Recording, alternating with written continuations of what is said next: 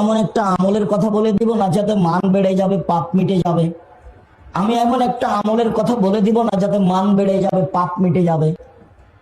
কালু সাহাবীগণ বলেন, বলা বলেন বলেন সেটা কি? মান বেড়ে যাবে, পাপ মিটে যাবে, ভালোই তো কথা। মান বেড়ে যাবে, পাপ মিটে যাবে, কথা তো ভালো, বলেন সেটা কি?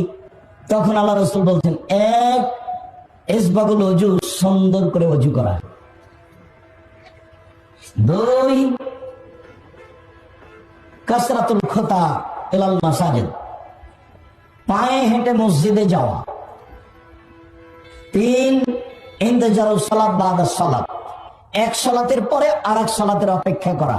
জোহর পড়েছি, আসর কখন পড়বো, কখন হবে, এই নিয়ে প্রতীক্ষমান থাকা। এই তিনটে যদি করে, মান বেড়ে যাবে, পাপ মিটে যাবে, পাপ মিটে যাবে, মান বেড়ে যাবে, পাপ মিটে যাবে, মান বেড়ে যাবে। তিনটে, সুন্দর করে ওযু করা। সুন্দর ওযুর দুটা বাক্য থাকবে একটু পরে ইনশাআল্লাহ। এক, দুই হলো পায়ে হেঁটে মসজিদে যাওয়া। তিন, এক সালাতের পরে আর এক সালাতের অপেক্ষায় থাকা। মনে থাকবে না? মনে থাকবে।